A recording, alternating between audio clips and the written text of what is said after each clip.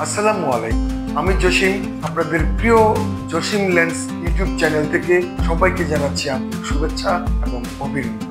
আজকে আমরা 5 বন্ধু মোটরসাইকেলে করে ছুটে চলেছি বৃহত্তর সিলেট বিভাগের দুটি পাতা একটি কুড়ি চায়ের রাজ্যে মৌলভীবাজার জেলার এবং শ্রীমঙ্গলের মনোরম দর্শনীয় স্থানগুলো ঘুরে ফিরে দেখব ও দেখাবো।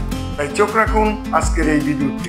আমরা জানাবো এমন একটি ভ্রমণে থাকা খাওয়া সহ কেমন খরচ হয়, কোথায় থাকবো, কি খাবো এবং কিভাবে প্রাকৃতিক সৌন্দর্য উপভোগ করব, তার চুলচেরা বিশ্লেষণ। তো চলুন তাহলে শুরু করা যাক। ভিউয়ার্স, আজকের এই সুন্দর মেঘলা আবহাওয়ায় আমরা রওনা দিলাম গাজীপুরের কাপাসিয়া থেকে।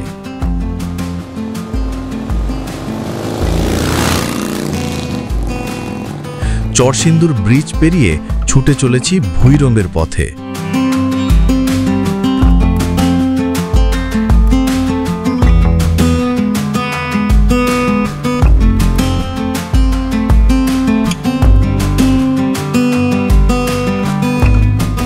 এখানে থামলাম ভৈরবের সেই বিখ্যাত সর্দার হোটেল অ্যান্ড রেস্টুরেন্টে সকালের নাস্তার জন্য।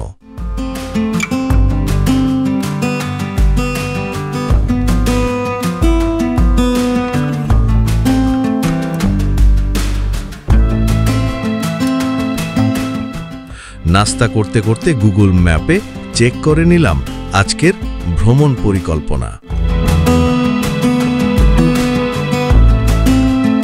তারপর এক কাপ চা খেয়ে আবার ছুটে চললাম ভৈরবের ঐতিহ্যবাহী ব্রিজ পার হয়ে।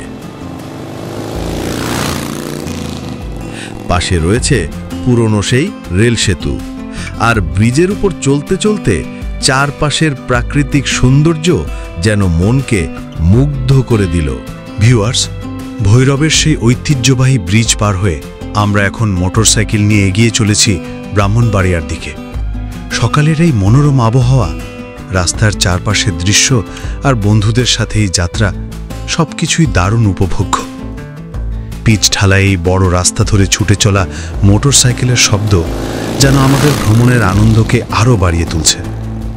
রাস্তার দুই পাশে ছড়িয়ে আছে সবুজ শ্যামল প্রকৃতি, কোথাও ধানক্ষেত, কোথাও তালগাছ, আবার কোথাও গ্রামের ছোট ছোট বাড়ি।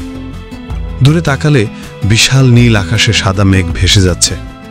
মনে হচ্ছে আমরা যেন প্রকৃতির এক ছবির মধ্যে দিয়ে ছুটে চলেছি। বন্ধুরা মিলে একসাথে মোটরসাইকেল চালানোর মজাটা সত্যি অন্যরকম। কেউ সামনের দিকে ক্যামেরা নিয়ে ভিডিও করছে, কেউ আবার মোটরসাইকেল চালাতে চালাতে হাসি মুখে গল্প করছে। হাওয়া চুল উড়িয়ে দিচ্ছে, চারপাশের দৃশ্য যেন আমাদের প্রতিটি মুহূর্তকে রোমাঞ্চকর করে তুলছে।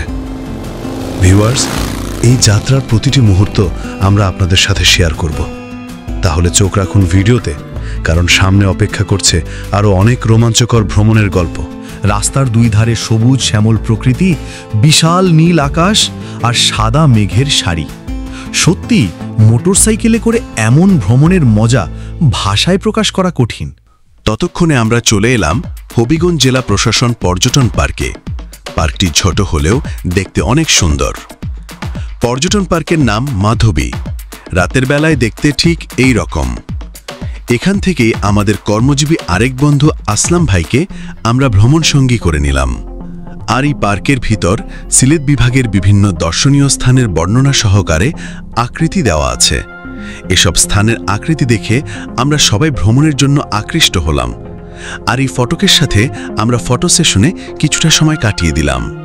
এখন আমরা 6 জন, আর যখন রাস্তার দুই পাশে চায়ের বাগান চোখে পড়ল, বুঝে গেলাম আমরা ঢুকে পড়েছি সিলেটের চায়ের দেশে, শ্রীমঙ্গলে।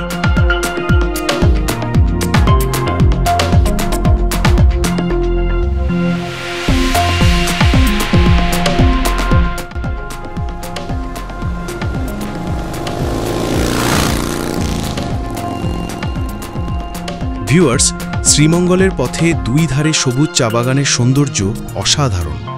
দেখতে দেখতে পৌঁছে গেলাম মৌলভীবাজার জেলার সেই মুরালে, যেখানে লেখা চায়ের দেশে স্বাগতম।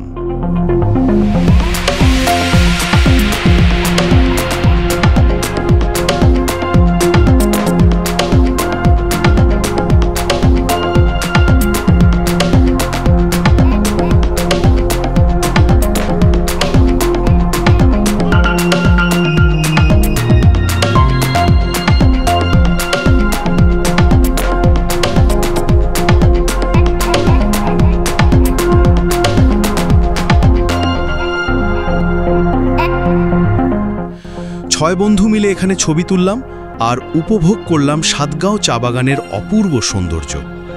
ব্যাকগ্রাউন্ডে ওয়েলকাম টু শ্রীমঙ্গল লেখা মুরালের সামনে লাইভে একটু ইন্ট্রো দিলাম। ভিউয়ার্স আসসালামু আলাইকুম। জসিম ল্যান্ডস ইউটিউব চ্যানেলের পক্ষ থেকে আমি সিলেটের মৌলভীবাজার সাতগাঁও থেকে শুভেচ্ছা জানাচ্ছি। ভিউয়ার্স, এই বাংলাদেশের এই বিখ্যাত মৌলভীবাজারের চা বাগান সকল কিছু আমি প্রাকৃতিক সৌন্দর্য তত্ত্ব আমি আপনাদেরকে দেখাবো। ঠিক ততক্ষণ আমার চ্যানেলের সাথেই থাকুন। ধন্যবাদ। সবুজের সমারোহ, আর আমরা ছুটে চলেছি সাতগাঁও চা বাগানের মাঝখান দিয়ে। দুই পাশে অসংখ্য সবুজ চা গাছ যেন হাতছানি দিয়ে ডাকছে। হাওয়ায় সবুজ পাতাগুলো দুলছে, মনে হচ্ছে প্রকৃতি আমাদের যাত্রায় সাথী হয়েছে। তারপর দুপুরের খাবারের জন্য চলে এলাম শ্রীমঙ্গল শহরের স্টেশন রোডের বিখ্যাত লন্ডন হোটেল অ্যান্ড রেস্টুরেন্টে।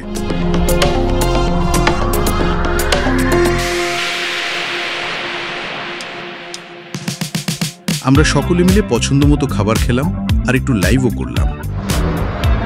দেখেন আমাদের ভ্রমণ সাথী উসমান ভাই অনেক ক্ষুধার্ত। ওনাকে যদি সামনে একটা আস্ত গরু দেয় ঢোকে ফেলাইতে, অনেক ক্ষুধার্ত। এই যে করলা ভাজি আসছে, হ্যাঁ মনে হয় চিংড়ি মাছ দিয়ে করলা ভাজি করছে, এটা ভিউয়ার্স অনেক ভালো, এটা খাবো আমি।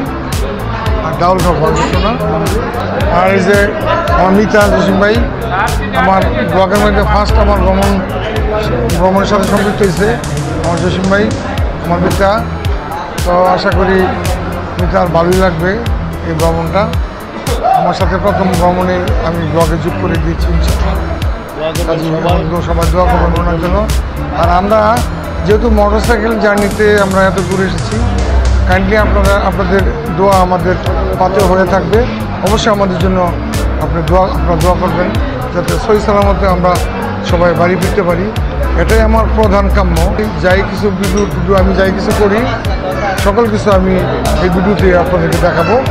তবে মূল বিষয়টা হলো আমাদের জন্য অবশ্যই দোয়া করবেন, কারণ আমরা অনেক দূর থেকে এসেছি মোটরসাইকেল জার্নি করে।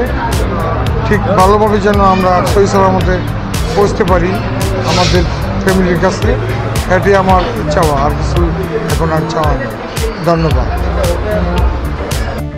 খাবারের পর আমরা চলে গেলাম সেই ঐতিহ্যবাহী মহসিন হোটেল প্লাজায়। 6 জন বন্ধু 2টি এসি কক্ষ বুক করলাম। প্রতিটি কক্ষের ভাড়া 2700 টাকা।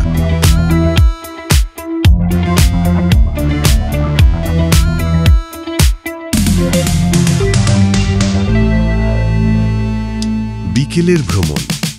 হোটেল থেকে বেরিয়ে বিকেলে আমরা ছুটে চললাম নূরজাহান চা বাগানের পথে। রাস্তার দুই ধারে সবুজ চায়ের পাতা যেন হাতছানি দিয়ে ডাকছিল। কোথাও কোথাও আবার সুন্দর রাবার বাগান। আমরা মোটরসাইকেল থামিয়ে সেই প্রাকৃতিক সৌন্দর্য উপভোগ করলাম। চা বাগানের ভেতর হাঁটলাম, প্রকৃতির সবুজ শ্যামল আবেশে নিজেকে ভাসিয়ে দিলাম।